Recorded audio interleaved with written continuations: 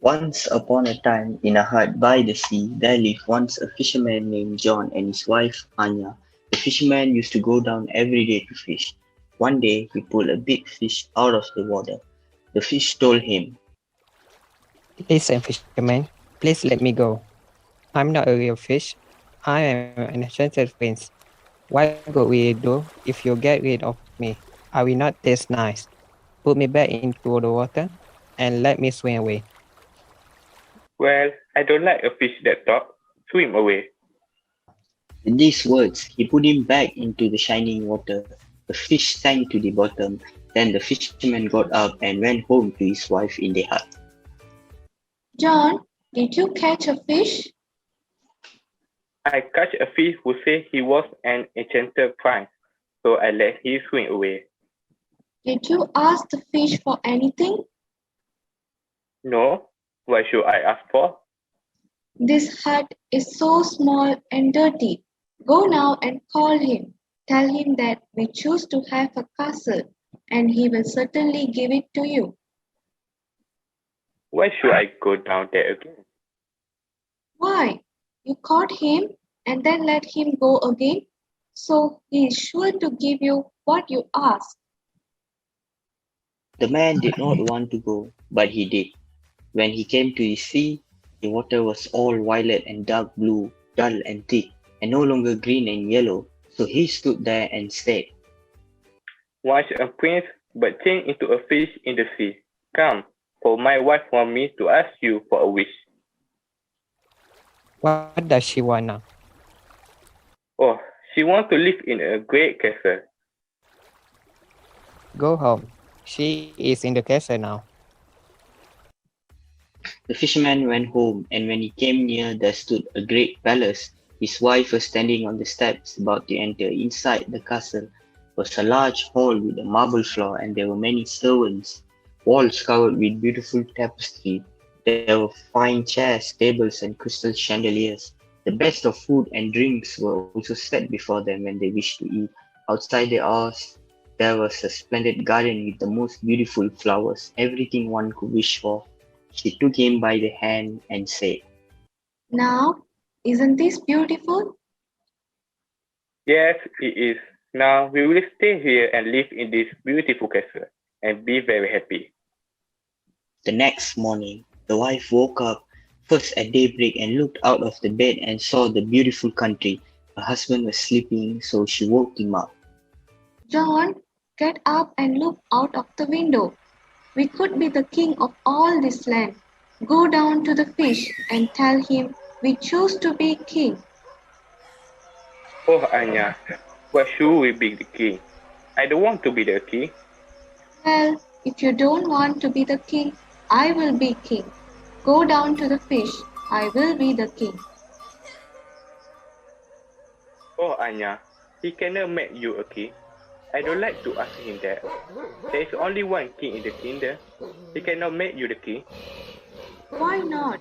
Go down at once. I must be the king. So he had to go, but as he went, he felt quite frightened, and he thought to himself, "This can't be right. The king is too ambitious." When he came to the sea, it was quite black and thick, and it was breaking high on the beach as the wind was blowing. Everything looked bleak. The fisherman was chilled with fear. He stood and said, Once a prince, but changed into a fish in the sea. Come, for my wife wants me to ask you for a wish. What does she want now? You want to be the king? Go home. She is that ready. The fisherman went home, and when he came near the palace, he saw that it had become much larger. It had great towers. As he went into the palace, he found everything was made of pure marble and gold. The doors of the hall opened, and there sat his wife, who was sitting on a high throne of gold and diamonds, and she wore a great golden crown. Then he went to her and said, Oh, Anya, are you a king now? Yes, now I am king. It's enough, Anya, that now that you are a king, we have nothing more to wish for. Anya, be happy now that you are a king. You cannot be cut anything more. With these words, they went to bed, but the woman was not content. Her greed would not allow her to sleep. She kept on thinking and thinking on what she could become. She turned from one side to the other the whole night. Then the sun began to rise, and when she saw the red dawn, she went to the end of the bed and looked at it.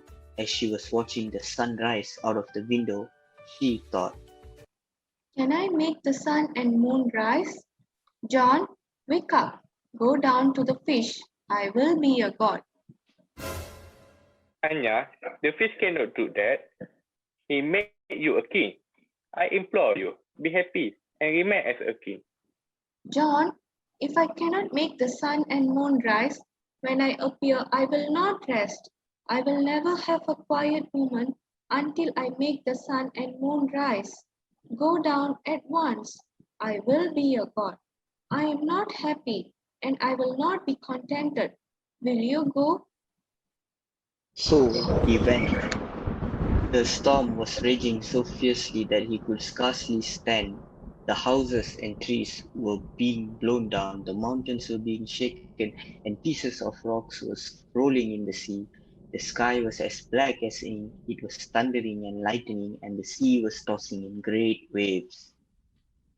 Once a prince, but changed into a fish in the sea. Come, for my wife want me to ask you for a wish. Well, what does she want now? She wants to be a god. Go home. Then she is sitting again in the hut. With everything on this land be washed by this storm. And there they are sitting to this day. The moral of this story is greediness and thirst for more can never be quenched and will ultimately lead to nothing. Thank you.